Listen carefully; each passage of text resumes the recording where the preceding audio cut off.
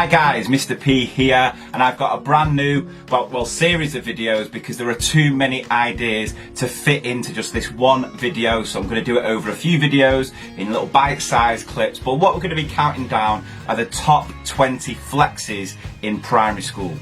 So, if that word is unfamiliar, it's not up on your vocabulary list on your working wall, or just like me, you feel a little bit too old to use this sort of lingo, let me break it down for you. To flex is to sort of show off. It's to do something that gives you a sense of self-importance and makes you feel like you are slightly above your fellow peers. And you know there are so many examples of this during primary school. So I'm going to break down my list of top 20. I'm sure you'll agree, disagree with some of my choices, have them in different orders. That's fine. You can let me know your thoughts in the comments. And this is something that we've discussed in the podcast, 2mrpspodcast.com. Give it a listen, subscribe, you won't regret it, and you can get tickets for our live shows as well. Couple of rules that go along with this list. Number one, it's just specific to primary schools. Yes, some of these might be applicable in secondary school, but I found that the complete opposite happens. To flex in secondary school is to, a lot of the time, do the opposite of what I'm going to share with you. And number two, these are things that are universal, that happened when I was at school, that are also just as relevant today.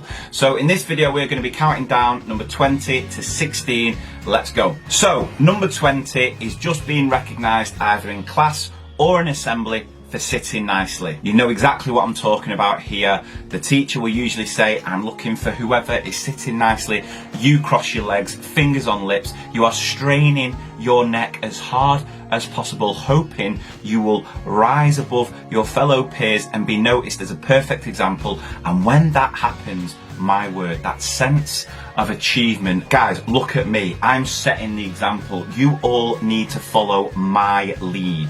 I will lead you towards positive dojo points. Without me, guys, this would be absolute mayhem. I am setting the example, fingers on lips. I'm probably going to have a cramp in my neck in a second, but it doesn't matter because I'm going to get myself some team points. Okay, number 19, this is one of the earliest flexes you can get. We're talking about being cast as one of the main characters in the Nativity. If you get Mary, Joseph, or one of the three kings, let's be fair though, it's the one who brings the gold, because that's the only one the children at that age can pronounce, then that is a huge flex. You'll be remembered forever. You might not realise it at the time, but when it comes to the Year 6 Leavers Assembly and they're replaying those early memories of EYFS, there you are, centre stage, taking all the plaudits. Okay, number 18, and this rarely happens, but when it does, it's like having a celebrity in the school. We're talking about when a child in the class is mentioned in the local paper, and this can happen for a number of reasons. Obviously, there can be something that actually happens in their personal life, whether that's positive or negative. Either way, they're being talked about a lot. Or it could be for some sort of achievement, something to do with sports, something to do with dancing, even appearing on TV, something like that.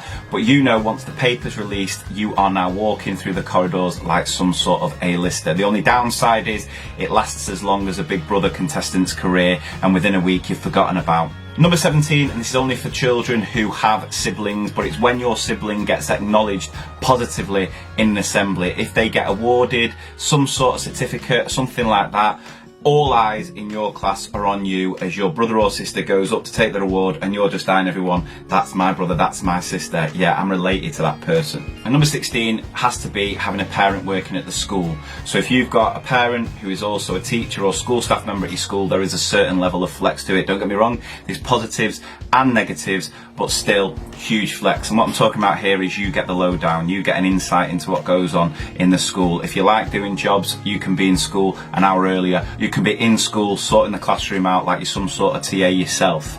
You tend to find out everyone's first name as well, and having that knowledge is power on the playground. So yeah, so there you have 20 to 16. Stay tuned for 15 to 11 coming very, very soon, and let me know what you think. Let me know what your predictions are for the top 5. I've already recorded it, it's already in the can, just ready to be released, but can you predict what I think the top 5 are going to be? Thanks for watching, see you again.